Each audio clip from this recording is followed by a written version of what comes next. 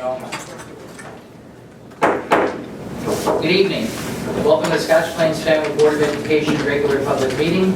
Today is Thursday, August 28th, 2014. Mrs. Saradaki, would you please call the roll? Mrs. Cleary? Here. Mr. Lane? Here. Mr. McFall? Here. Mrs. Shermer? Here. Mrs. Winkler? Here. Mrs. Warner? Here. Mr. Whitehouse? Here. Quorum is present. Thank you. Would you please join me in the salute to the flag? I pledge allegiance to the flag of the United States of America and to the republic for which it stands, one nation, under God, indivisible, with liberty and justice for all.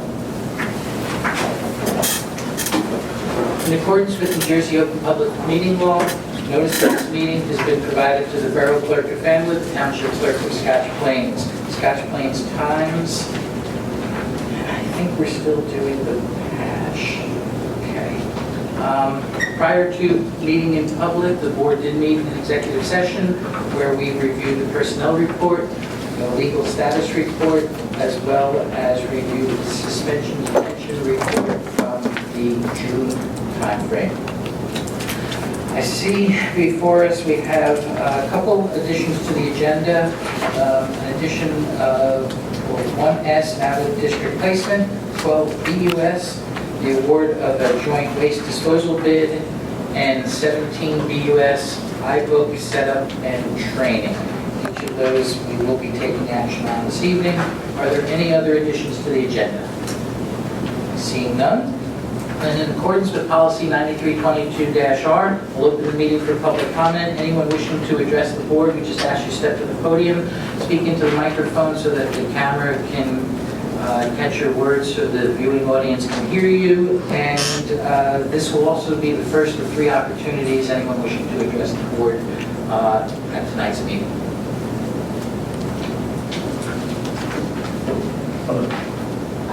Hi, Ed Manall, Scotch Plains. I'm here as a concerned citizen, and I do have some concerns I'd like to just express to the board here. Sure. Kind of has to do with the facilities at the school. First one is behind McGinn School, there's a ponding area. I don't know if anybody here is familiar with it, but it's pretty deep. During the rainy season, it's what I would presume to be a mosquito breeding ground during the summer months. And it's a pretty easy fix, I feel, to resolve the issue.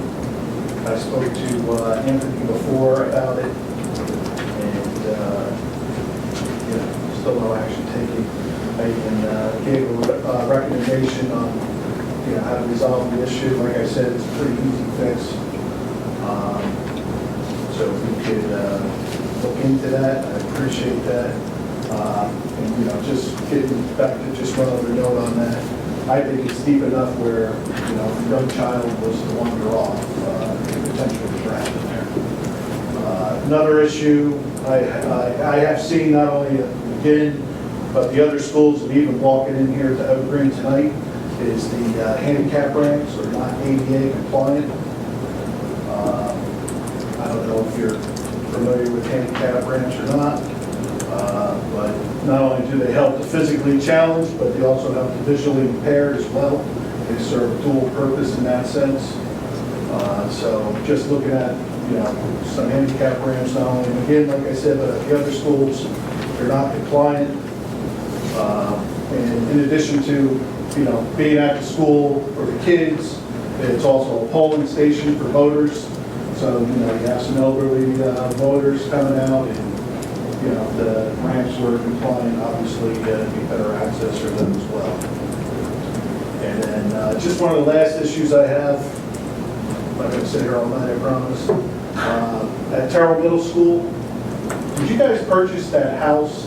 If you're looking at the front of the school to the right, That property, yes. okay, I don't know what the status is. I haven't been over there since soccer season ended, but the last time I was there, it looks like the house is in the process of being demolished. It's gone. It is gone? Okay. Okay, because I was just going to recommend putting a temporary fence around that during the demolition process. But this, if it's gone, it's a non-issue, but if there isn't a fence there, and there's gonna be some construction going on, Yeah, it's a concern of ours too. you may want to put up a temporary fence anyways. So, that's all I had. I don't know if you have any questions for me, anything I've discussed, or? No, thanks, Mr. Minall. This is Sarah Dacky, our business administrator slash board secretary. The buildings and grounds fall under her purview. So I guess I'll turn to her and make sure, are you aware of the ponding and? Yes, I am. Okay, and the ramps as far as their compliance or? When we do have a need to replace sidewalk, at that time, we've been making them compliant, because my understanding is that when they were first put in, they were compliant. And they don't need to be They don't- updated Until you actually do work, yeah. Well, So- I just feel, we're doing a disservice to, once again, to the physically challenged and the visually impaired. Because the way those ramps are currently, I don't know what code it was at the time, but the current code, they certainly do not meet. And they're actually more of a hazard than a help if someone was coming down with a wheelchair. Because basically the sidewalk's at 2%, and it looks like those handicap ramps are probably around 8%. So as you're coming down in a wheelchair at 2%, all of a sudden you hit that 8%, you literally can tumble over. And not only that, there's not a turning. Right. They're supposed to have a landing area, there's not a landing area, besides the truncated domes, which We'll look at them. in the opposing color as well with the truncated dome. So I just think it's something that we should prioritize in my opinion. Okay, thank you. Okay, thank you. you. Thank you, Mr. Minall.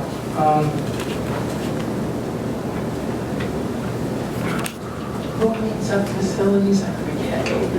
Okay, sorry, Mr. Lane, I'm forgetting. It's been a while since I've looked at the rosters and we take turns sometimes giving reports. Maybe at one of the next coming ones, we can have a discussion on there, or just a report out on the number, the scope, the cost and everything to that. I mean, you do rightly point out that certainly from the student faculty standpoint, but our schools are used by the community. So it can be no promises on timelines, but bring it to our attention as we work in committee format. It can at least be discussed there a little more in depth and then reported back out to have a larger discussion after the more intense one. Yes, Mr. President. Can I ask you a question? Sure. You just, so again, for the benefit of people listening in, the 5 people that watch us, that they can at least hear your response. Sure, no problem. No, I just want maybe the solution you were proposing for the ponding issue again. Yes. Basically what? Well, I don't know if you're familiar with, again, the way I am, because my kids go there. But, and I did walk the grounds one day with one of the gentlemen. Seemed to be one of the maintenance guys, real nice guy. But my solution is, there's that ponding area that's there, and there's also an existing swale that's there. The back path, as you walk over the back path, there's RCP there with an existing swale. And the gentleman that I walked with the one day, he said there was a swale connecting that ponding area to the swale, and somebody filled it in. So, to me, you have 2 things you can resolve an issue with. You can put a pipe in there and backfill it, or you can just reestablish the swale that was filled in. And I mean, literally, it could probably take, maybe 4 hours, 2 to 4 hours to resolve the issue. So, it was filled in, you can confirm? That was the story I heard. Yeah, so, and it looks like it was filled in. And it looked like a pretty easy thing to take care of. We do have to go through the township to take care of it though, because we will be changing the drainage. So we just have to get your okay to Yeah, I just think, trench. you're replacing in kind, just reestablishing a swale that was unfortunately filled in at the time. So basically, everything's there, you just got to get point A to point B with the water, and I think that should resolve that issue. Thank you. Okay, thank you. Thank you very much. Anyone else? Again, there'll be 2 other opportunities before the end of the meeting, then I'll close this portion and we'll move on to committee reports. Do we have any committee reports? You want to go? Please, I'm going to take a while. All right. I want to apologize in advance for the report because of Nathan. We have had a tremendous amount of work. We met on the 19th of August to review a variety of things. With respect to the run and drop off, at the August 12th meeting of the Scotch Plains County Council, a resolution was passed to restrict parking on Homestead Terrace during school hours. I received by email from the town about 20 minutes ago notice that those parking restrictions will take effect. I believe that's the September 3rd. And that'll be the day before, so that is going forward. We had a discussion about the fire alarm, the proposal to really commingle the work on the first floor and the second floor of the high school to really make it one project. And I think that the rationale that was put forward made perfect sense to those who were there. Whatever you have on the first floor does not interact with what's on the second floor, and it really makes no sense at all to have 2 separate bids, 2 separate processes, and the possibility that System A is not going to interact with System B. This does mean transferring $135,000 from capital reserve, and we will have a proposal tonight, or is there a motion this evening on that? On the alarm system, yes. Yes, okay. And we will, the facilities committee did support that. Okay. Now, as far as summer projects go, let me start at the high school. I did have the opportunity last week to walk with Debbie, Amy, and I were able to look at some of the projects that were done. I just want to say that the high school science labs, at least the one lab, was at room 130. Or the one that we just created? Right, the one that was repurposed. I don't know if they put a room number on that yet. Okay, but that is all but done, and that lab is spectacular. I could tell. We also looked at a room that was a double classroom that has been repurposed into, been divided into 2 separate classrooms that will be used. I forget what class they'll be used for, but that work was done during the summer. They're putting in room air conditioners for the self-contained special ed. That work is not complete, but it is going forward and will be done early this fall. Just finished. Oh, they just finished? Oh, really? Okay, great. All right. The HVAC work, and this is the work that we had drawn money from capital reserve, about 1.1 million there. That work at the high school is substantially completed. The floor in the gym has been refinished and repainted.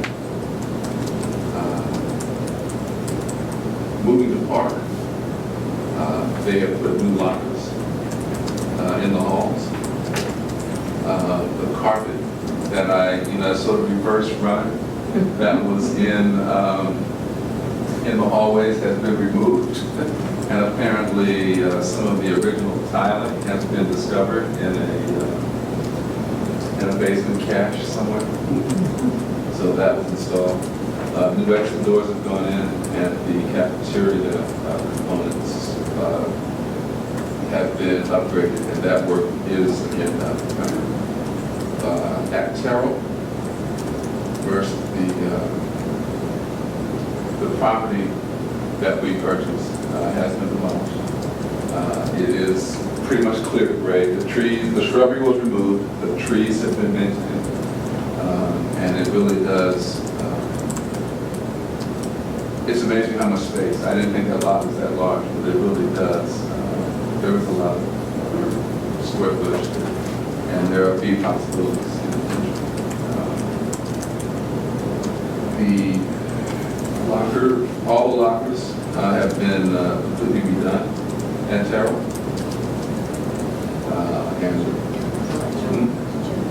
The gym lockers, yes, not the hall lockers, the gym lockers. And I believe there are 804 of them. I counted 4 of those was. And then another set of bathrooms were done this summer.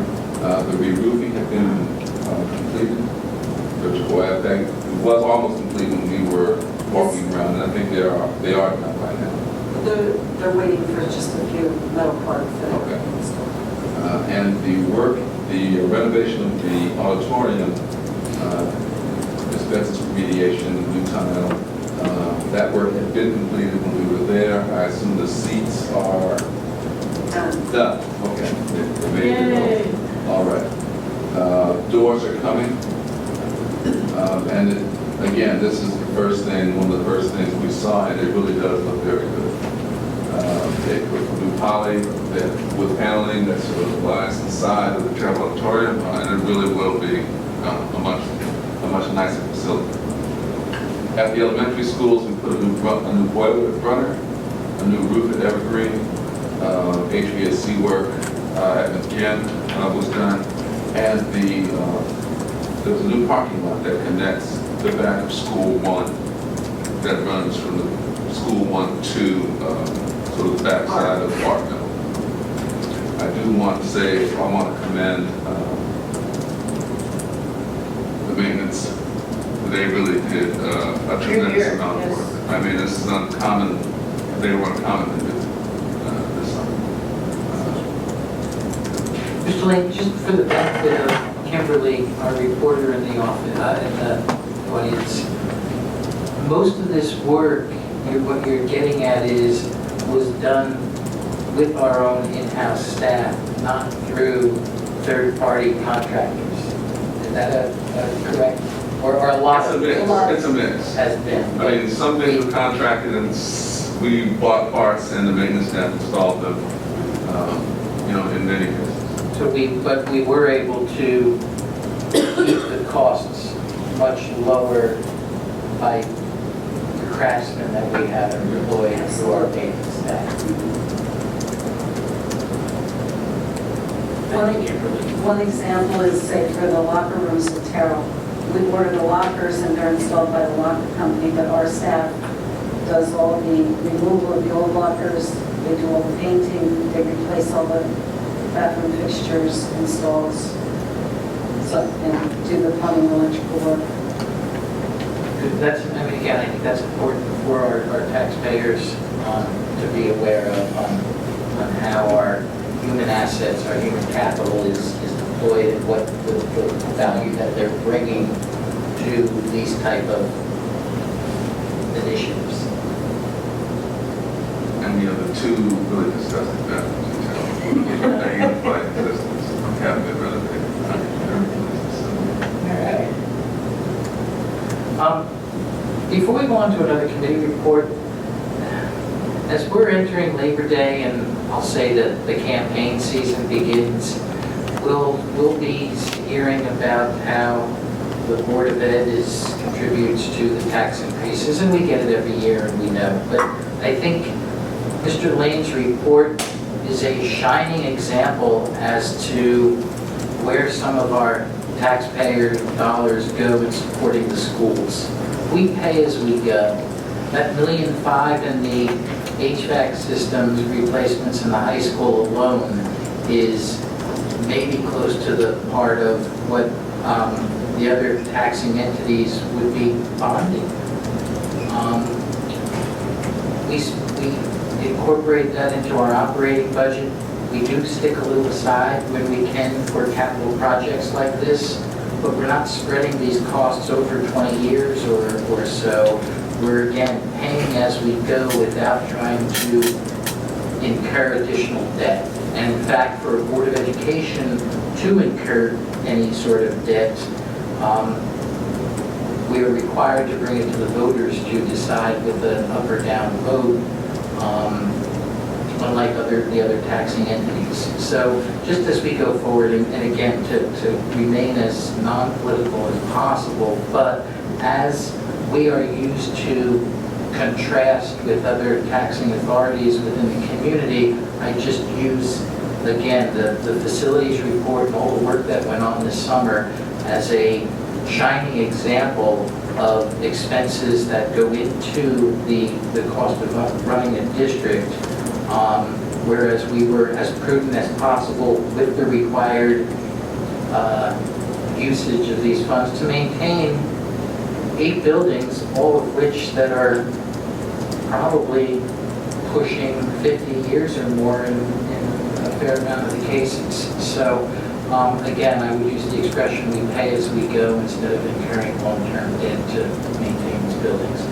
Excellent report, Mr. Lane. Thank you for all that information. And Mrs. Sarazaki, I know you will defer the accolades to the maintenance and buildings and ground folks, but it does, there's a problem, they're going to come to you. So with these successes, well done, and thank you for overseeing a lot of efforts that took place this summer. Thank you. At some point, it might be worth bringing up and really sort of collectively and probably Yes. say, Yeah. thank you very much. Sure. That would be great.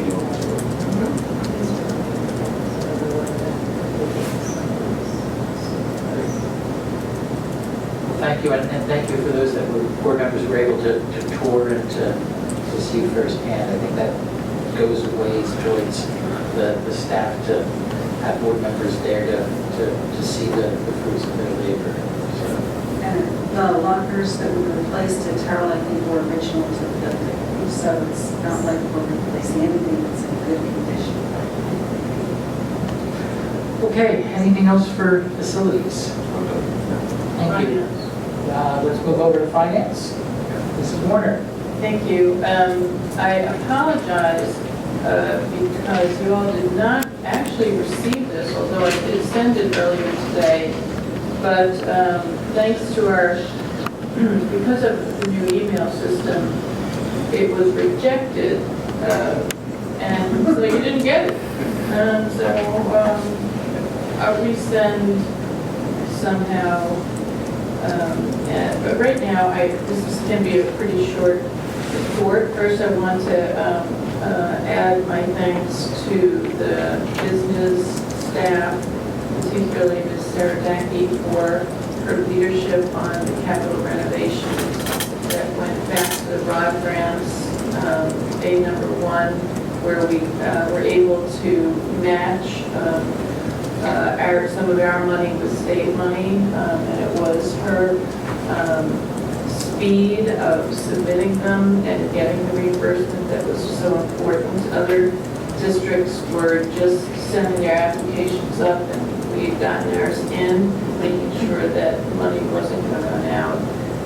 So that was kudos to you for that, as well as all the work that got done.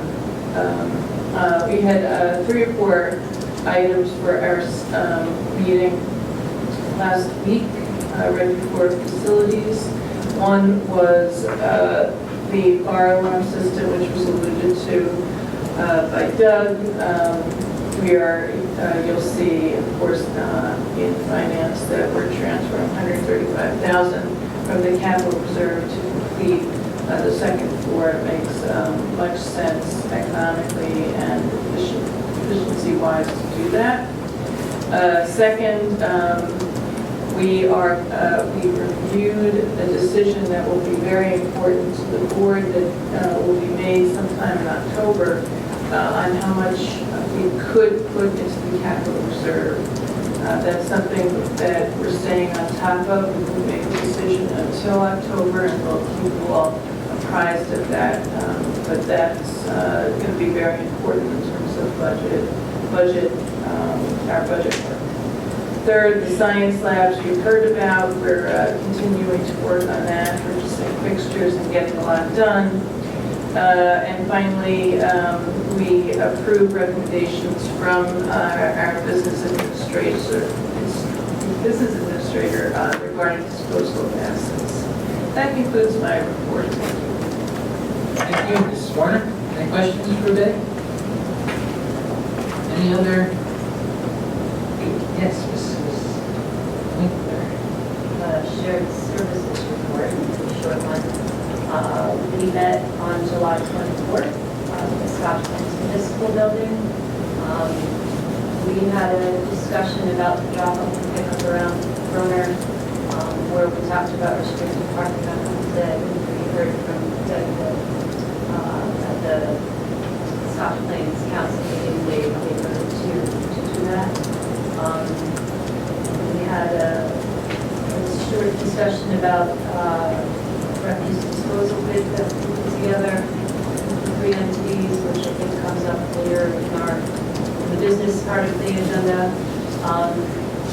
There was a short discussion about St. Fruits to School program. Fanwood applies for grants every year for improving sidewalks. This year they're talking about along Madison Avenue, maybe between kind of where School 1 and Park are located. What else? That's pretty much the gist of what we said. Thank you, Ms. Winkler. Any questions for Amy? Any other committee reports? Yes, I have curriculum. Mrs. Cleary, short curriculum report. Sure, get ready. Okay, we met on August 26th, this Tuesday, and we had our committee members present, Nancy Bauer, Dr. Tolkowski, and Charlotte Sherman, and myself, and Dr. Hayes, Dr. Mass, and I'll introduce the supervisors as I go.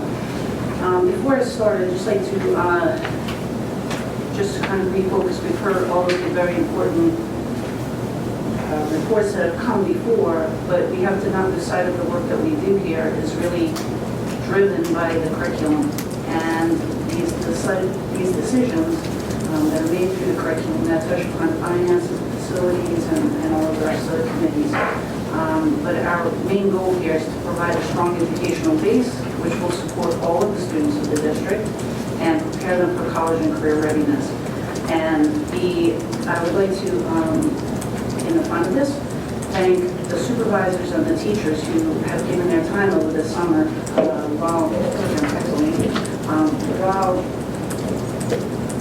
while many of us have been away from the buildings, the work here really continued, and it's the heart of what really is in this district. So I will break it up by content specialty. We had social studies. Noel Baxter spoke about the work that was done this summer regarding the first grade, where they reviewed the units of study organized around the essential questions, added specific learning activities and resources, and aligned and on the adopted program. They went on to look at suggested literature and biographies appropriate to the level of the readers. In social studies as well, they dealt with U.S. History 1 and 2, which is in grades 9 and 10. They developed overarching essential questions for both courses, developed unit-specific essential questions based on the course questions, and clarified the content expectations of pacing guides. Global Perspectives, they worked to infuse the iPads further into the curriculum with a focus on the availability of the resources for individual exploration and inquiry, as well as using the iPads as organizational tools. They also looked at opportunities to create and publish for the world, so allowing our students not to just be receivers of information, but also to be able to create documents, put things out there. They also examined the process of downloads in a very real way when a teacher is in a room with a bunch of students with iPads, how best to handle that process of downloading, where the teacher will now be allowed to do that, and that will happen simultaneously as opposed to having to do each individual iPad. Teachers will also be able to access the essential questions through the Rubicon Atlas, allowing everyone to benefit from the work that was done by the group this summer. Language arts, Jocelyn Dumaresque spoke about the middle school goals that were spoken of this summer to reflect on the current curriculum in language arts and writing workshop in order to maintain alignment with Common Core. At this moment, I'd like to just mention for the public that the Common Core is not a curriculum, but the Common Core is actually a way for us to measure what it is we're doing. The board helps to work with district content supervisors and the administration to set the appropriate curriculum. The Common Core is basically a way for us to measure ourselves, to be sure that we are preparing our students to go on to college and career readiness. In the middle school, in language arts, they also look to explore the development of the Quark experience so that it's embedded throughout the year, and the students are prepared for that. Again, the Quark test is going to be aligned with the Common Core. If we're teaching what the students need to know, that will be reflected in the tests. The high school goals, oh, I'm sorry, I skipped the actions, middle school actions. So they revised the course concepts to provide vertical articulation. So in other words, we have students moving from 6th, 7th, 8th, all the way up to 12th grade, and that's represented in the curriculum. Each grade now has 4 concepts that drive instruction. They also selected short fiction and nonfiction pieces, which will also align with the curriculum. They also discussed using Google Forms, revised 3 benchmarks that mirror Quark assessments. For 6th grade, it's narrative, 7th grade research simulation, and 8th grade literary analysis. The high school goals concerned learning about the differentiation and to design differentiated lessons to better meet the needs of a heterogeneous classroom. We have students of different abilities, and we need to reach all students at all levels.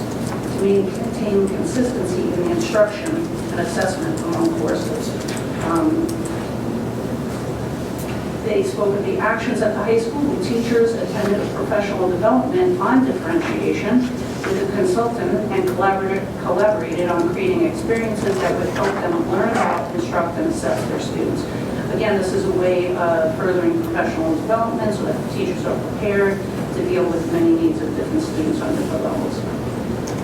In world languages, Linda Materna spoke about this summer's work that involved 6 teachers, 2 from each language area, Spanish, French, and Italian, and work that they did to focus on specifically the new adoption of the Spanish 2 e-text and creating thematic focus of the course relevant to that e-text. They aligned Spanish 1 and 2 to cover content and skills that the students would need to succeed in the level 2 course. They created common curriculum with themes that will appear in all languages, Spanish, Italian, and French. The 6 overarching themes, are beauty and aesthetics, personal and public entities, contemporary life, families and communities, science and technology, and global challenges. This allows them, regardless of the language that they're taking, to have some uniformity in how the language is presented, and again, preparing our students for what they need to know going forward. They will specifically be looking at the impact of routines and changing in the routine. So the students will talk about changes to schedule, culture, travel, and unexpected circumstances, and they'll be able to speak in the language they're studying. In science, Radula Bajaj presented about the elementary school, the next generation science standards, which are of great consequence to us.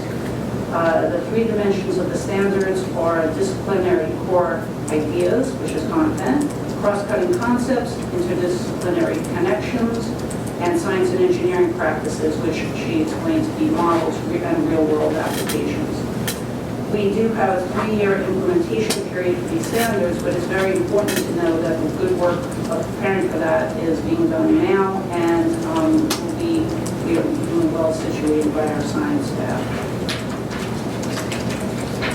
Okay, let's see. We are also moving into, developed problem-based learning units.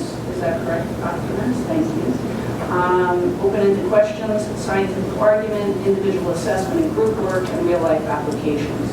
The science staff will experience a half-day upcoming professional development in September, where they will share new standards at grade level meetings, carry out problem-based learning and units, and encourage the teammates to consider expanding that problem-based learning.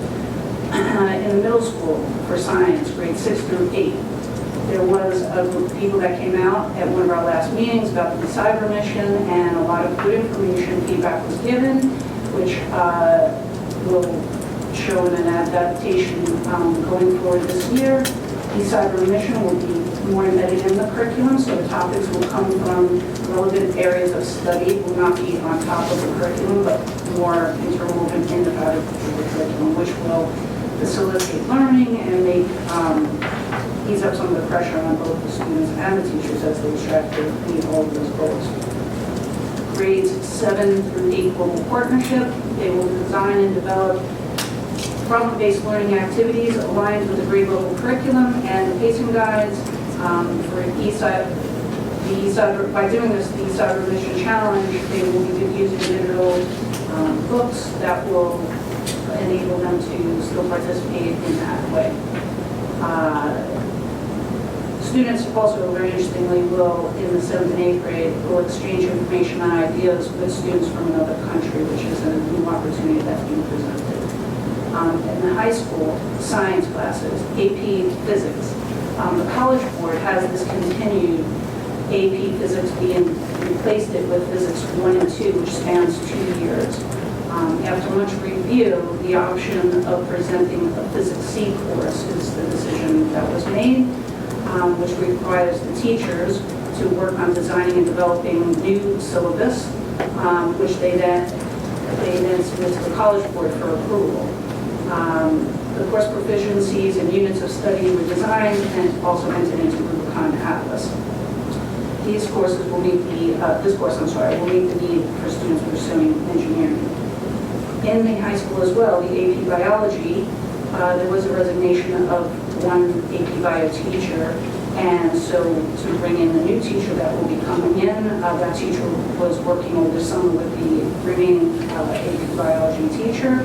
They updated course proficiencies in the syllabus and also submitted that to the College Board for approval. They went over the pacing guides, including the labs, resources, summer assignment presentations, which the new teacher will step into seamlessly, and the tentative schedule for the students up through October.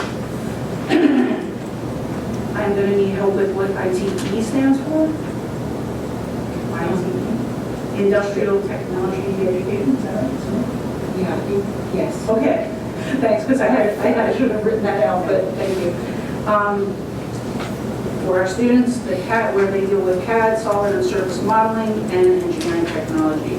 They updated the standards, revised the assignments, incorporated the use of the 3D printer, which is very exciting, differentiated instruction, and I was very happy to hear that they replaced the balsa wood with the design and built the robot, which seems a bit more progressive to me. In Auto 1 and 2, they updated the standards, revised assignments, and incorporated the use of the scan tool. I'm not really sure what that is. That's progressive. Very progressive. Thank you, Ms. Lichtman. Okay. It sounded impressive at the time. Right now. Okay. And in Wood 1, 2, and 3, again, they updated standards, revised assignments, and they incorporating the use of new tools such as the pocket hole joiner that Mr. Lincoln also approves. Okay. In mathematics, Mr. Benninger went over the breakdowns for K through grade 2, grade 3 to 6, grade 7, 8, where a lot of work was done to revise the mastery and scope and sequence, develop the pacing guides, revise literature links, deal with formative assessments.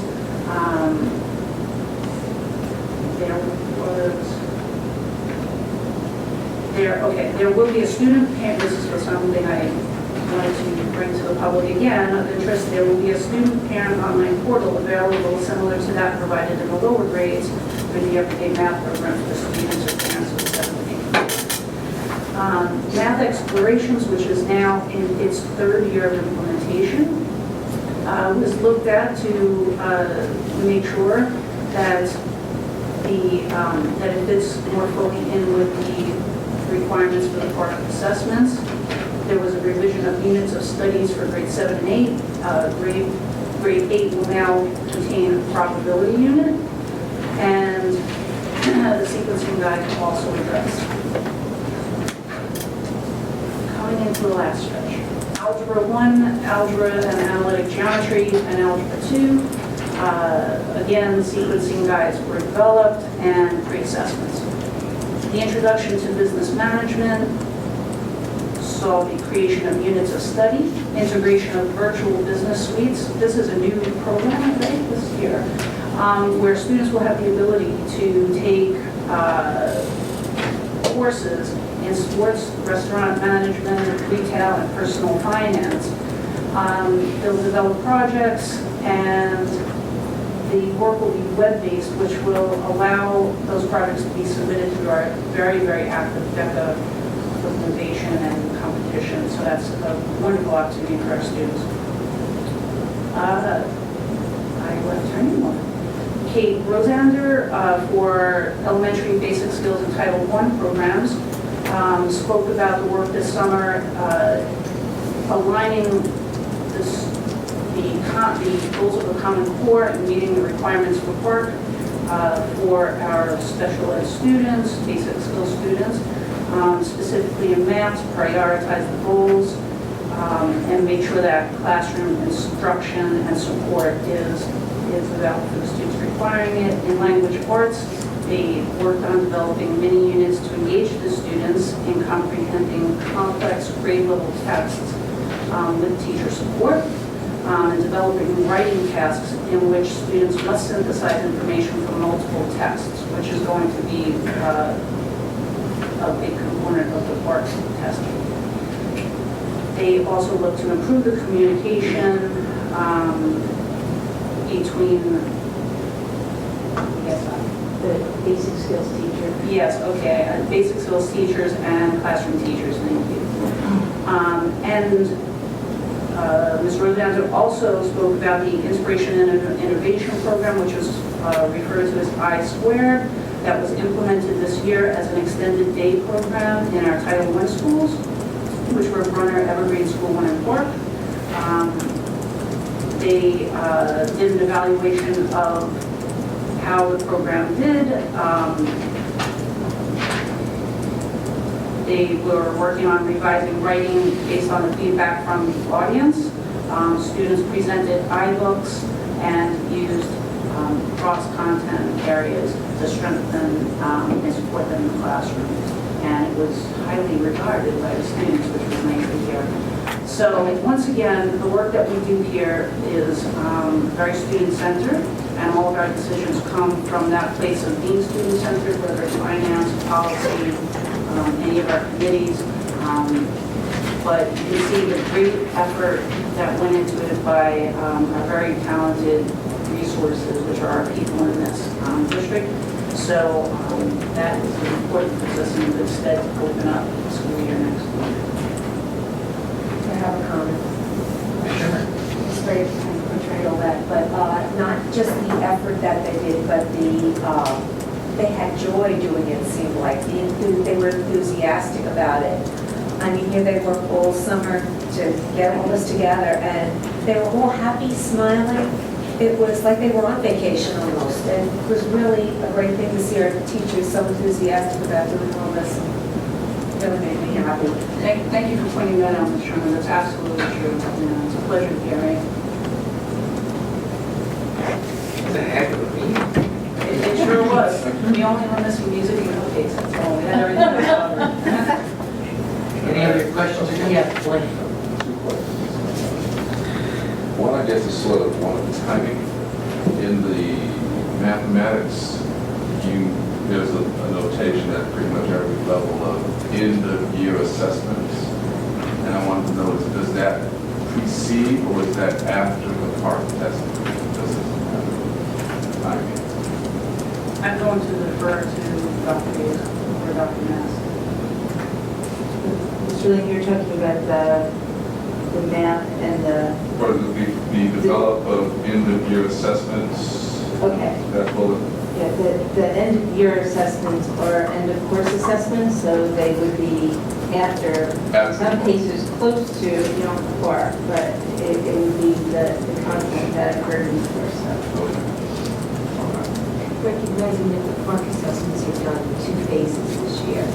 There's an end-of-year PARCS assessment that is more multiple choice, short answer focused, and then there's an problem-based learning or performance-based learning assessment is going to take place earlier in the year. And the time monthly, is that like the? March or so is the timing for the performance-based assessment, and then closer to the end of May really is the end of course assessments under the PARC guidelines.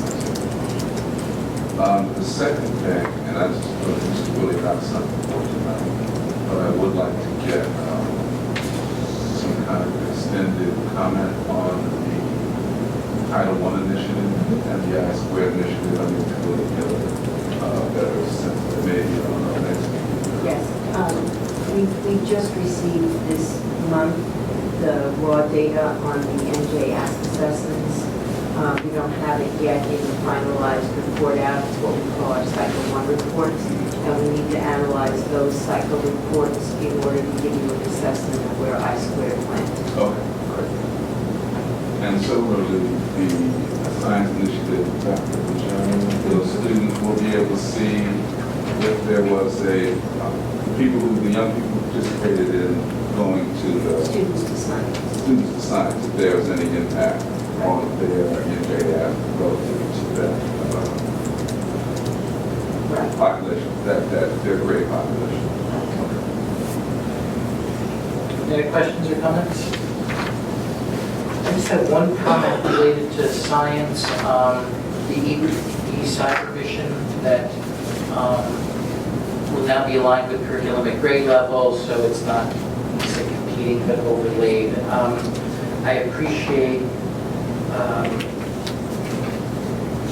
the input and feedback I think that was received from parents and possibly some students when we did the postmortem, if you will, towards the end of the year on that program. And while a lot of good things had come from it, there were some folks that did lament that it did not align quite as much, and therefore was the value as great as it could have been. So if I recall, that came to us in May or so, some of that feedback. It was towards the end of the year, so taking that and being able to in a relatively short time, make some adjustments for this coming year. I appreciate that, And I would say we're not so rigid that we don't Absolutely. hear the feedback and do some adapting to it. I would say that just, it was clear in discussions that it was also,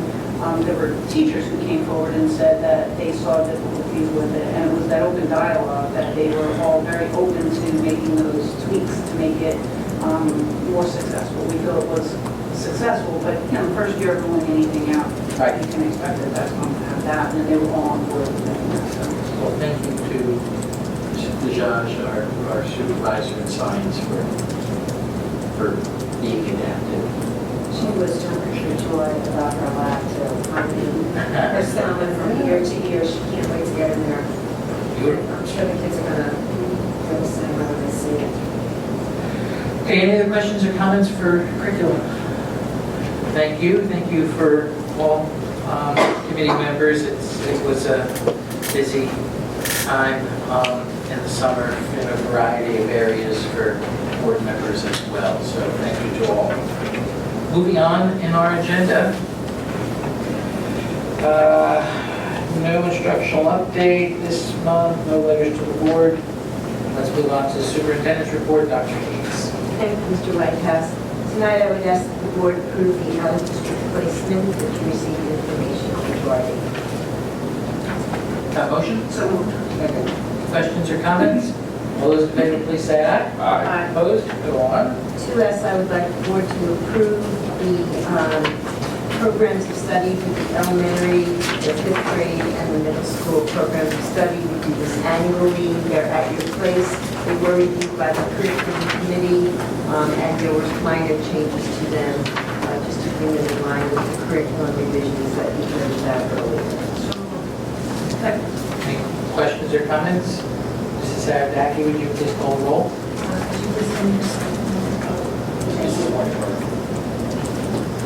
Yes. Mrs. Clary? Yes.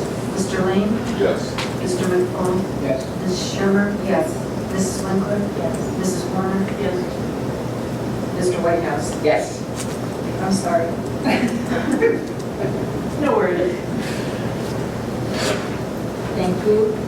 I would also ask tonight that the board approve the annual listing of field trip requests that should be for the 2014-15 school year. Questions or comments on the field trip lists? No, it's a great list. All those in favor, please say aye. Aye. Opposed? And tonight, I am going to ask Ms. Edwards to acknowledge the receipt of the local district special education public report. She's going to briefly outline for the benefit of the board and the public some of the findings.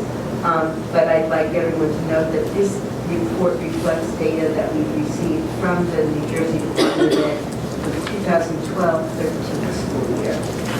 Not last year, but the year before. That's their reporting timeline. So Linda? Okay, I'm going to give the local district special ed public report for 2012-13. As Dr. Hayes said, it is from the previous school year. This report can be found on the New Jersey DOE website, and I'm going to just outline the website if anybody would like, that's hearing at home, would like to access it. It's www.statenj.us.education. Okay? The report is a description of the performance of each local educational agency. This local district special ed public report contains 14 indicators. Last year we had fewer indicators. They've added some for this year.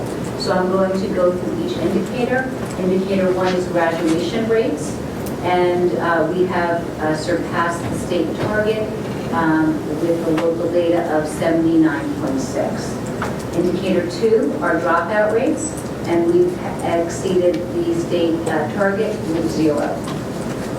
Indicator 3 is assessment performance indicator, and it talks about the percent of districts with a disability subgroup that meets the state minimum N size, and we have met that target, so that answer is yes.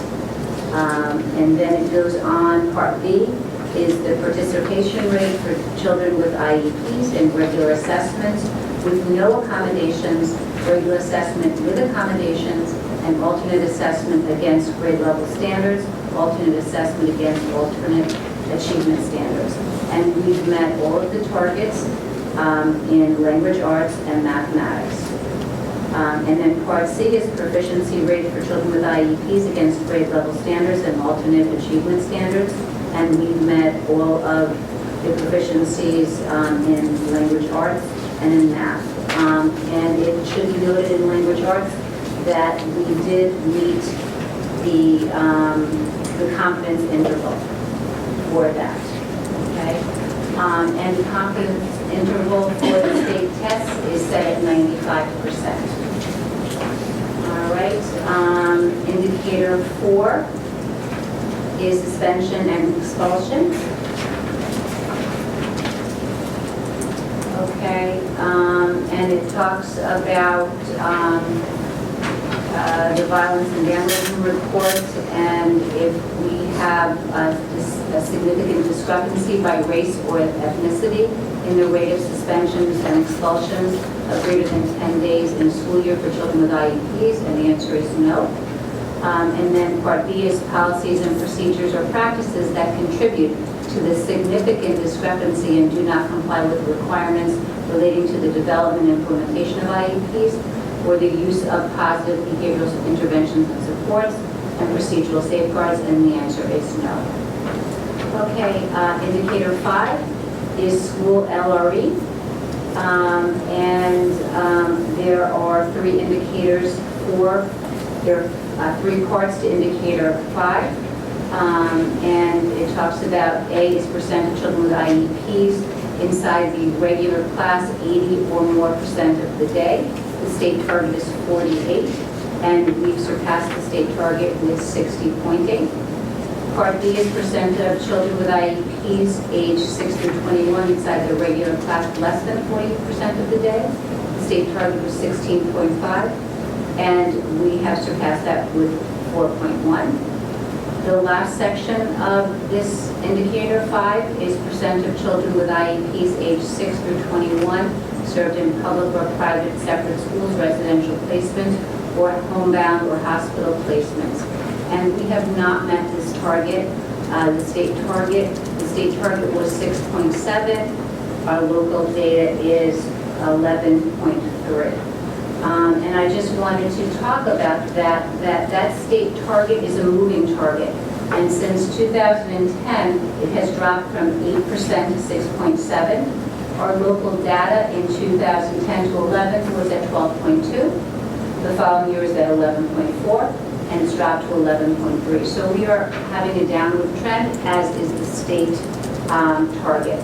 So we are really, trying to educate students in the least restrictive environment, and to do that, we have continued to expand services at the elementary, the middle school, and the high school, increasing the number of students in the self-contained classes.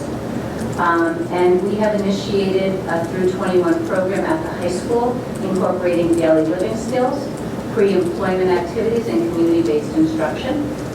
And we also continue to provide the Effective School Solutions Program at Scotch Plains Family High School to meet the needs of specific students in the district.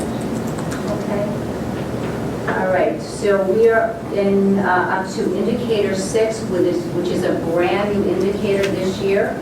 It's the first time the state has added this to the performance, and it talks about least restrictive environment for preschoolers. And in Scotch Plains Family, we have 15 classes of preschool, so we have a large preschool population. And we place students according to their need based on evaluations. And so if students need a more restrictive environment, the self-contained program, we have that, or we have less restrictive, we have integrated. So the state is looking at 2 areas. Area A is a percent of students age 3 through 5 with IEPs attending a regular early childhood program and receiving the majority of special education and related services in a regular early childhood program. That would be our integrated program. And so we have exceeded the state target of 42.5 by 57.7. The second part of it is the percent of children aged 3 through 5 with IEPs attending a separate special ed class, separate school, or residential facility, divided by the total number of students aged 3 through 5 with IEPs times 100. We have not met the state target in this area. Our local data indicates 41%. The state target is 36%. Indicator 7 is preschool outcomes, and this indicator 7, we are not in the cohort, so I'm not going to report on that. We are not evaluated in this area, so that's indicator 7.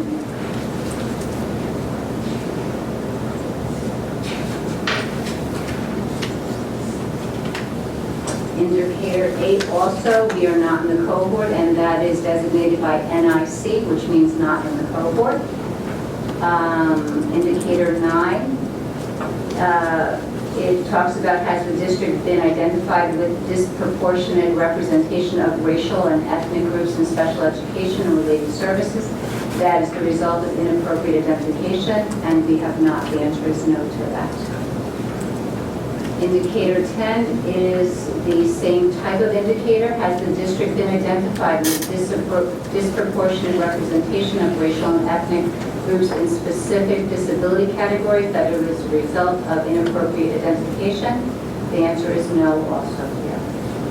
Indicator 11, child fine. This is an indicator that talks about evaluating students before they turn 3. And the state has set a very, very high target, 100%.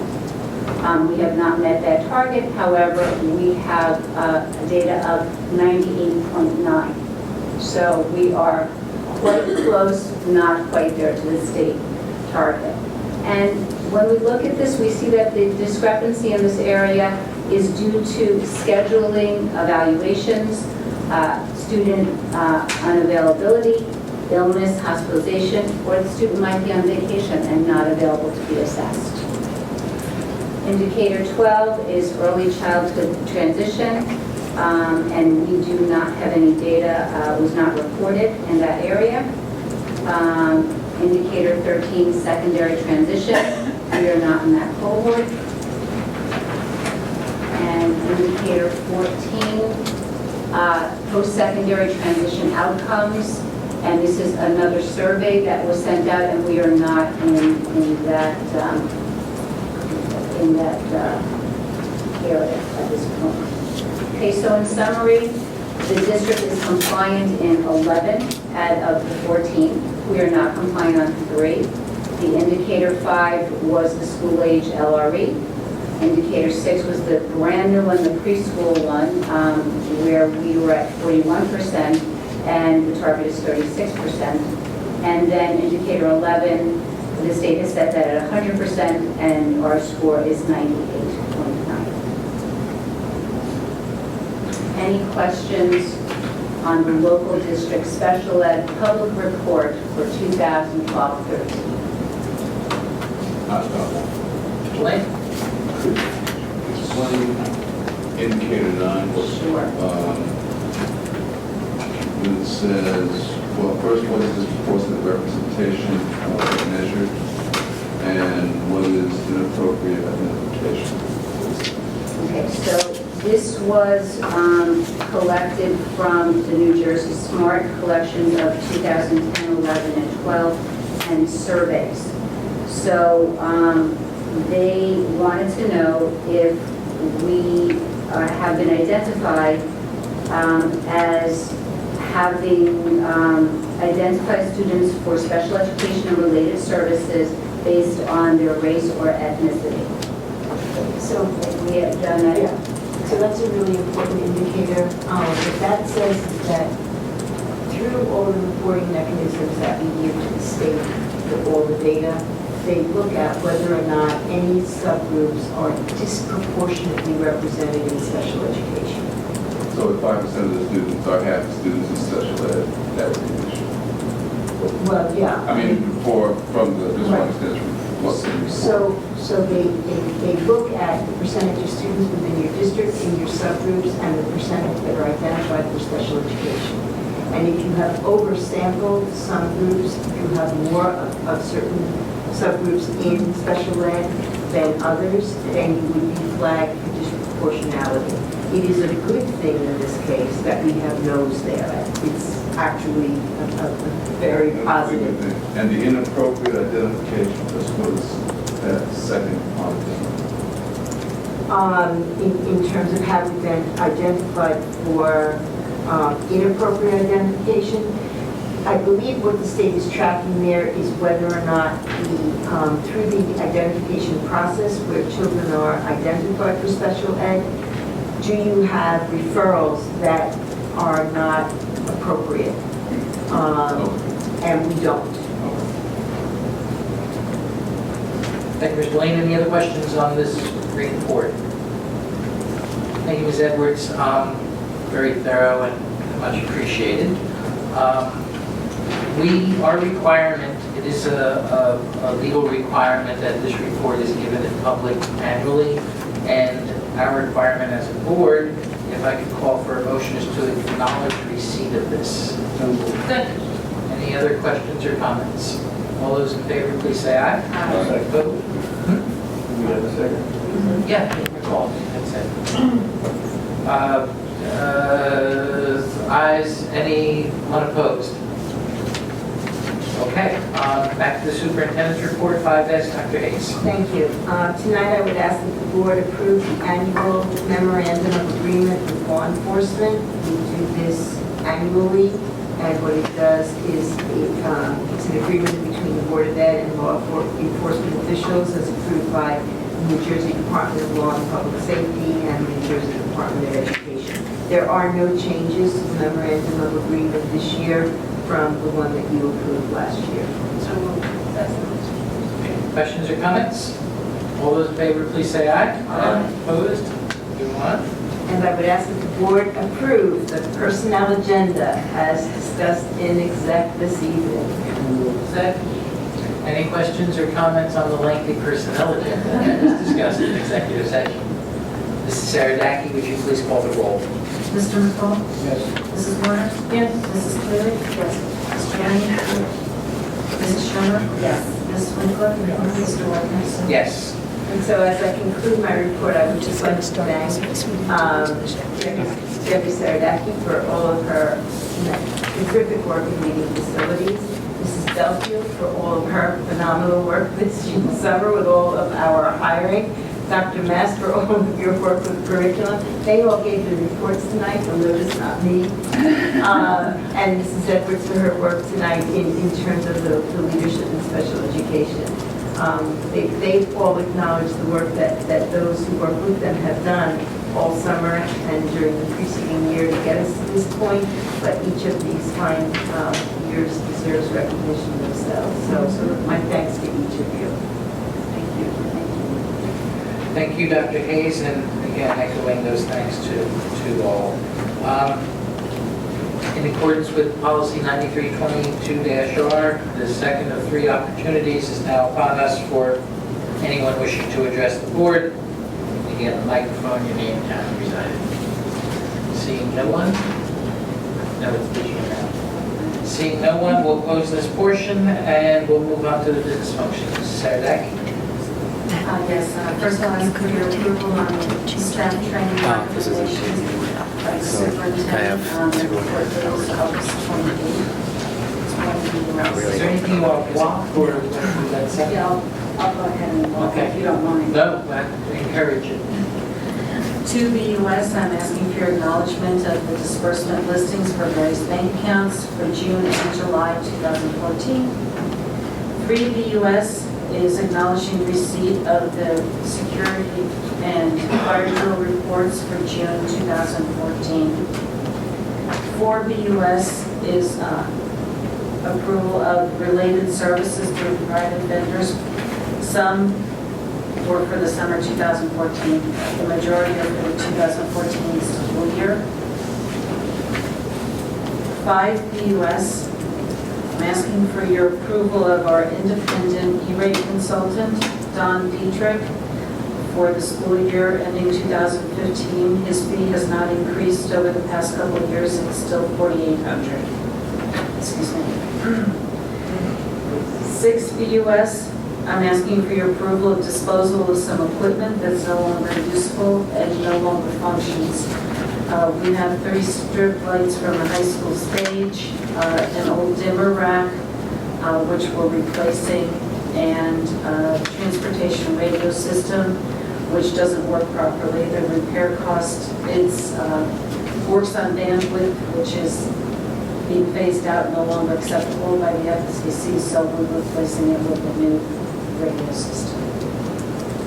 7BUS, I'm asking for your approval of purchase of lab furnishings for the second high school lab being renovated. It'll be high school room 138 at a cost of $73,458.81. 8BUS, I'm asking for your approval of for sidewalk and curbing replacement at various schools. That's the administration building, Bronner School, Cole School, Terrell, and the high school. Both sidewalk and curbing. This is being purchased under Ed Data Systems bid, and the total dollars is $43,335. 9BUS is our annual maintenance and support for the district printers at a monthly cost of $1,712.50.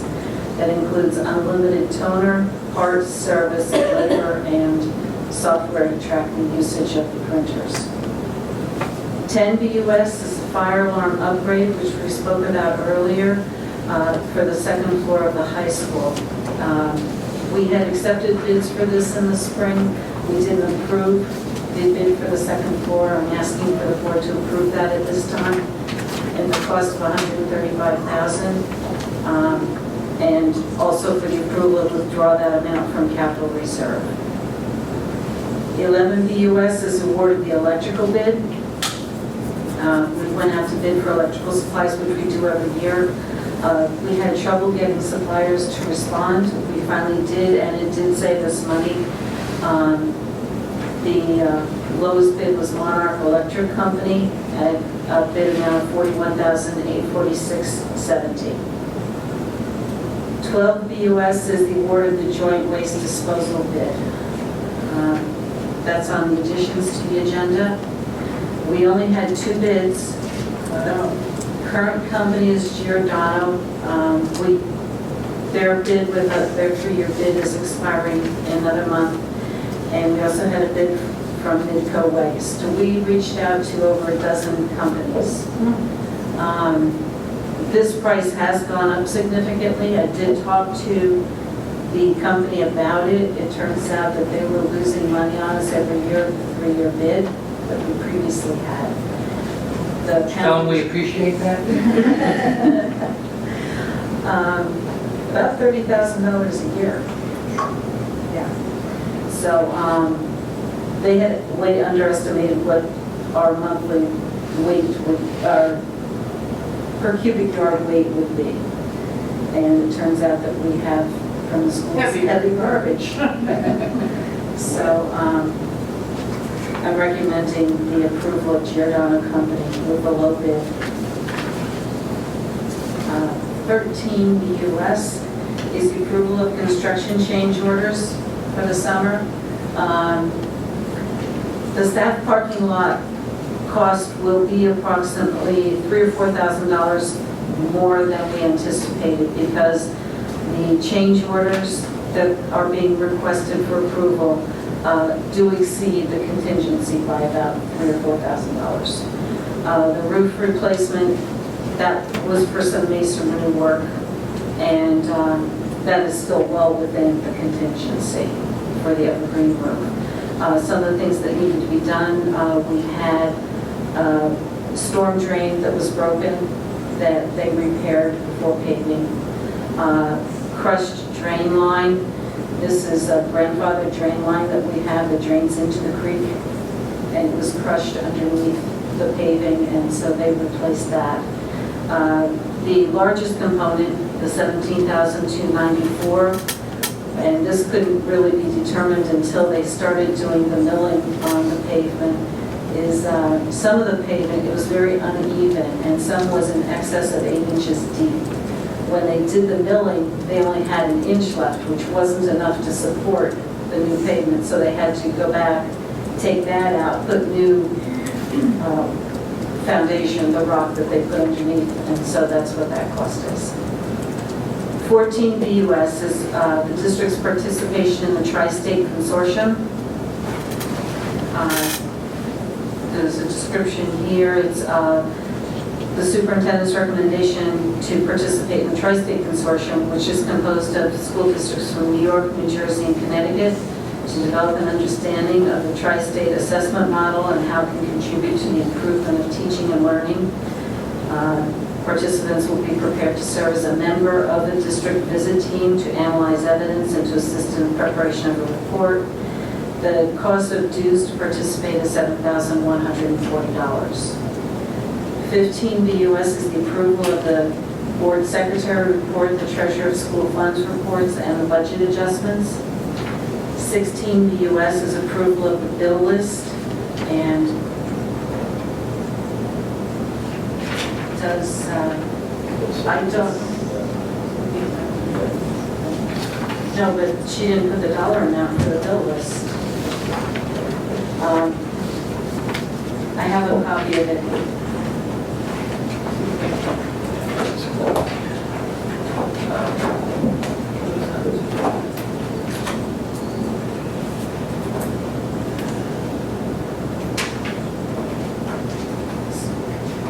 Actually, there are 2 bill lists because one will be ending June 30th.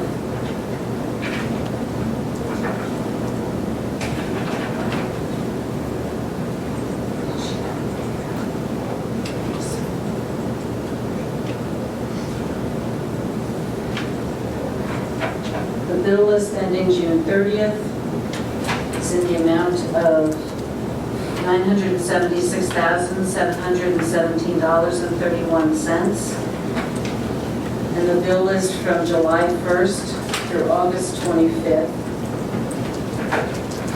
is $8,615,741.30.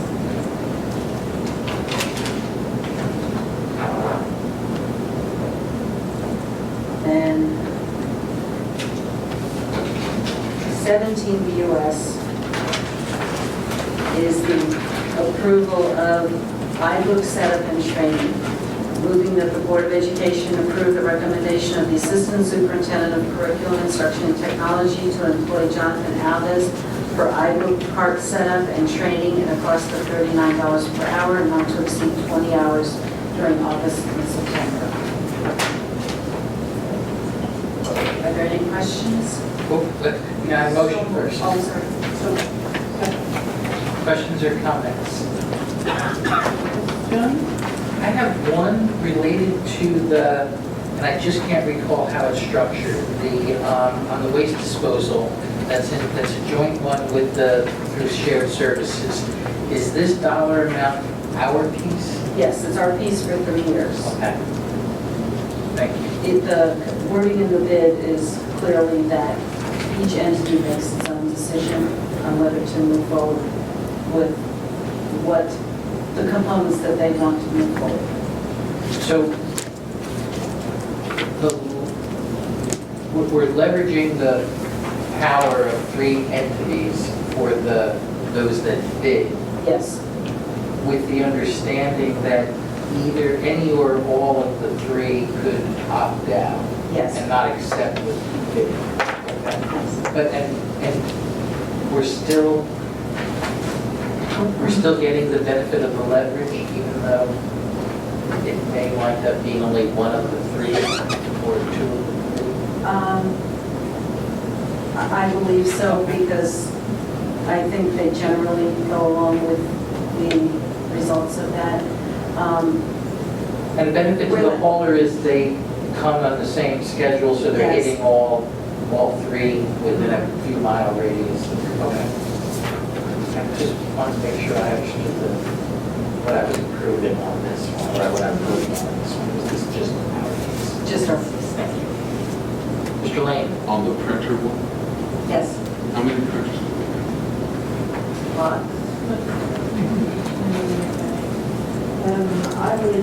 I would ask the board. Oh, yeah, at least. Right, there's practically one in every classroom. There is one in every classroom. Well, they're at the elementary, they're grouped by grade levels. Oh, okay, all right. So the 1712 per month is covered basically to. I would have to double check on that number. Right, Yes. What about that? We did do a cost analysis a couple of years ago to determine how much we were spending on toner and repairs, and we actually saved money with this. Yeah, could you clarify, what was the question? Was the 1712 is for all schools in our district, right? And is this shared services or just ours? Just ours. And you get reports on who's responsible for looking at those reports that shows what they're doing and replacing? Well, what they have access to the quantities, the company, of the copies that are being made. So they know when to send toner. So they automatically oftentimes send toner for each printer directly to the address of the school. I'm sorry, It's we're like talking in the printers, district. but not copies, right? Printers. I'm sorry. Yes, they have access, they can see what the usage is on our printers. Right. And our technology department has access to reports that show what our usage is. But we're not replacing them based on their schedule. We're replacing them when it's needed. Right? That's right. Yeah. Good. I mean, so it's good that it's there, but we don't replace it. At one point, we had a tech who was dedicated to printers. Yeah. And that employee was never a happy employee. For one thing. So it addressed that, and as Mrs. Saradaki said, it also addressed the individual sites ordering filmers and supplies, et cetera. Moving forward, you do have the option to To count. print through a copier, Yes, yes. because it's cheaper. That's right. Much cheaper. Yes, and I think that is the ultimate goal, to reduce the number of printers on a piece of paper. I mean, I understand people need their own printer and want it. And if you can change that culture, great. But as long as we're pushing print through the copier, that's great. Okay. I mean, I'm astounded at $1,700 a month, that's miraculous. 2 months. Okay, but I had more questions. The Tri-State Consortium, what is that? It's an organization that has existed for a number of years that brings together school districts from New York, Connecticut, and New Jersey. They are high-performing districts. Measured by whom? Well, measured by the outcomes of student achievement data. They are, they're districts that are doing a very good job in terms of educating their students, and the advantage for us to being a part of this consortium is that our administrators and teachers will be able to attend joint meetings with them. We'll be able to learn from some of them in terms of how they're delivering instruction, and in particular areas where we are looking at analyzing our own programs. We have the added advantage of not only visiting them to see how they're delivering programs, but also to have them come and give us feedback on our own programs. So this is great because, did you see the New York Times Magazine article on the new math? And everybody hates the new math. But to me, what was so interesting, and I will try and copy the board because it could be such a great discussion, is that the underlying failure of teaching is about how the U.S. doesn't teach teaching so well. And so if this consortium is about helping people teach, you use the term teaching lessons. Lesson study? Yes, lesson study, which is heralded in the article as what very high achieving countries use. Yes. It would, it's great. So this is new for us. Yes. Right? Yes. This past summer, we were able to send a large number of our administrators to training with this group, and that will in turn enable them to turnkey and go out to visit these other districts. We're really looking forward. We will be doing our own self-assessment as to where we are on the indicators that they use, and in particular areas we're really very interested in. The area of language arts literacy, one, special education is another, but it's not solely those areas. So we're excited about this Yeah, opportunity. that's great. I'd like to know how many will be attending that on our system, how many will be attending? Sure, we'll keep you updated over time. Yes. Any other questions on anything we have a motion for a block of business function. Motions? No, we were still on discussion. Right? Yeah. That was it. Right, it was made in second. I'm saying, are there any other questions or comments? Yes, I'm sorry. Yes, sure. The number 4 business item. So these are look primarily on the contractors for special ed. And I am wondering if these are new or is, I don't remember, have we used these services before to the same extent? Yes, I believe everyone was used in the past. There are no new providers on this list. Now, because these are professional services, I gather you don't have to bid this out?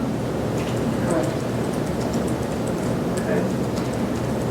Nonetheless, I wish that we did bid it out or just know that these were competitive prices.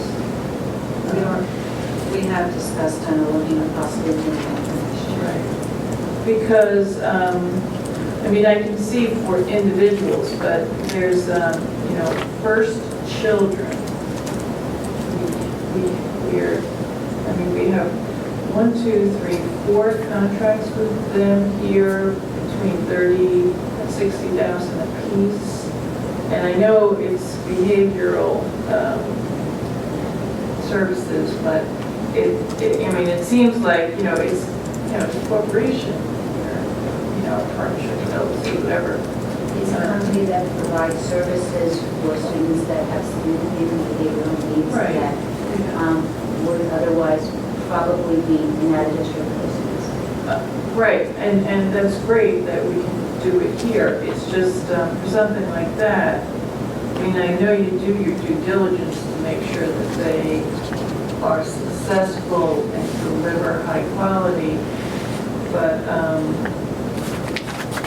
I think that kind of thing could be bid out, so I'm glad to hear that you're considering that kind of price assessment. Okay, Spectrum Consulting is $227,000 for, therapists. And I assume these are they licensed therapists? Certified and licensed therapists. Certified and licensed in the state of New Jersey. Yes. Well, that's good to know. Okay, I just, a lot of money. Thank you. Any other questions or comments on the business functions? I'd like to follow up that. I think it's this last statement you made in terms of if we had to send them out, it would be cheaper relative to that. It might be good to know if we sent them out, can we do that? Can't do that. It's this, and using these folks is southern number, we can't do that. It wouldn't necessarily be less expensive. Right. Because there are a limited number of people that provide these services. In addition, we're responsible to keep children in the least restrictive environment. And so in some cases, when you have a child in the least restrictive environment, you still have the responsibility to supply a full range of services. So if the children were in an out-of-district placement, the out-of-district placement would be absorbing the cost of those related services. And so that cost would be higher. But it isn't true that in every case that we keep the child in the district, that the costs are necessarily less. But it is always governed by the least restrictive environment. Right. Right, but making sure that we're getting, the best price. Yeah, that's a different piece, and that's why they are looking at potentially going out to bid. In some cases, there are multiple people that will bid, but in some cases, there are limits as to the number of providers. Yeah. So, Right. But you're talking about occupational therapy, speech,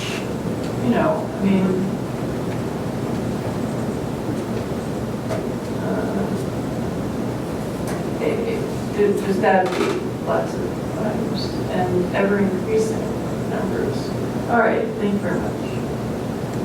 Any other questions or comments on the business functions? All those in favor, please say aye. Aye. Opposed? Thank you. Board policies, we have a second reading. Let's turn it over to Policy Chair, Mrs. Winkler. Okay, I'd like to move approve the second and final reading for adoption of the mandated policy 3283, electronic communications between teaching staff members and students. And I'd like to move that the board approve the first reading of policy 4283, electronic communications between support staff members and students. So Ms. Winkler moved it. Oh, You were the second. Okay. Sorry, Mr. McFall, you were the third. Okay, any questions or comments related to this? No, I would actually like to say that the support staff members were actually added on the meeting, right? Our original discussions, so thank you for studying this, we had to. Thank you for listening. Okay, any other questions or comments? Policy, so we need a roll call. Mrs. Sarandaki, please, starting with Mrs. Winkler and then Mrs. Cleary. Oh, no, that wasn't being sarcastic. I wasn't sure. We threw you a curveball on this one. Mrs. Winkler? Yes. Mrs. Cleary? Still yes. Mr. Lane? Yes. Mr. McFall? Yes. Mrs. Shermer? Yes. Mrs. Warner? Yes. Mr. Whitehouse? Yes. Okay, thank you. The motion carries. New business, is there anything any board members would like to put on that future agenda under new business? Let's move on to other board business. Any requests to attend workshops? Workshop reports? Yes, Mrs. Warner. There's collective bargaining workshops coming up, and I don't know the date, but I'm going to go to some of them. Does that fall under the blanket approval we had done with the reorg, or does Ms. Warner have to request to attend that workshop? Like I thought we had done some. It would be a request. It is still a request, okay. I just know we. So what approved falls some. under the blanket? Are they just all the mandated ones only? I think under the blanket is Union County and also the school boards convention. Okay. All right, so when you get the date, you got a request. I tried. Is that your school boards? Yes. Yeah. So the request can go through an email, I assume? Yeah. Yeah. Okay. Thank you. So, we have a motion, can I make the motion that we approve Mrs. Warner's attendance at the negotiation workshop to be in the future date to be determined? And Mrs. Winkler second. Any questions or comments? Or anyone else with the need to attend while we're doing it? Well, if we want to do it by email, who would we email it to? The request has to be done in public as an approval. So just if you figure out where that is and you want to attend, well, actually, do you want to attend one? Well, I was looking at a few, but I hadn't made a decision. Okay, when you do, at the very next board meeting, during this section, say, I would like to attend this particular one, and we'll do what we're doing after, okay? I suppose it's in between now and then. Do you know what one it is? What's the topic? I can't remember because I read a week or two about it. I don't remember which one. Sorry. That's why I thought maybe I could. How specific do we have to be on the, can we approve Mrs. Shermer, or can we? You could, sure. Yes. It's run by probably Yes. answer the motion, it's run by New Jersey School Boards Association. Yeah, it's, okay, so I meant the motion to include Mrs. Shermer's attendance at a school board workshop coming up soon. And whoever seconded is your okay with that motion? Oh, I missed Winkler, that's right. Okay, any questions, comments, or anyone else want to piggyback on this? Just let us know what specifics. Okay, all those in favor, please say aye. Aye. Opposed? We look forward to your reports post-attendance. 20BB, it should be asterisk because it looks like that the actual week that we're going to be recognizing will happen between now and the next school board, board meeting. So on 20BB, I would ask the person who moves this to also read it. Our I will education. move it. Mrs. Mrs. Warner. Do I have a second? Okay, Mrs. Warner, if you would read the resolution, please. Whereas arts education, comprising a rich array of disciplines including dance, music, theater, media arts, literature, design, and visual arts, is a core academic subject and an essential element of a complete balanced education for all students. And whereas arts education enables students to develop critical thinking and problem-solving skills, imagination and creativity, discipline alternate ways to communicate and express feelings and ideas, and of course cultural understanding, which supports academic success across the curriculum, as well as personal growth outside the classroom. And whereas to succeed in today's economy, students must masterfully use words, images, sounds, and movement to communicate it, whereas the arts provide the skills and knowledge students need to develop creativity and determination necessary for success in the global information age. And whereas arts education has the power to make students want to learn not just within the arts, but other areas of student. Now therefore be it resolved, the week of September 7th to 13, 2014 is designated as National Arts Education. With Mr. McFall seconding. Any questions or comments? My only comment is I've been told that with our next board meeting falling right after that week has ended, that we will have new art. We always have new art working. Well, No, I mean, that's butterflies. Be like, More. I'm sure with the first week or so of school, there'll be lots of opportunities. Okay, all those in favor, please say aye. Aye. Opposed? Okay, this also, I'm looking for a motion and a vote on the approval of minutes for our June meetings. There were 3 public, including the student recognition, as well as 2 executive sessions. I abstain from number 1. Yeah, wait, we need a movement first. I move it. Do I have a second? Mr. McFall seconds. Now, any notes on Abstaining from number abstentions? 1. I am abstaining from June 12th one. I'll be abstaining June 9th and June 12th. Anyone else need to abstain? So then for the public, the abstentions are because you can't approve minutes if you weren't at the meeting. Okay, all those in favor, please say aye. Aye. Opposed, and abstentions have been noted. Thank you, board. For the third and final time this evening, in accordance with policy 9322-R, we're opening the meeting for public comment. Seeing no one rushing to the microphone, we'll close this and move on to the good of the order. Does anyone have anything for the good of the order? Oh, yes. Mrs. Warner? This evening, I attended a presentation by the marching band and the color guard and the rifle group that was just a quick look at all their skills after a long, arduous camp over the summer. And they were just so impressive. Their leaders, both the teachers and the student leaders, were wonderful, and I can't wait to see them perform during the season. We're blessed to have such a talented group. Ms. Warner? I just thought there was 900 people attending this board meeting, and I pulled into the park. So car after car after car. I'm like, uh-oh, look at me down. I'm glad to see it was the marching band again. Anyone else for the good of the order?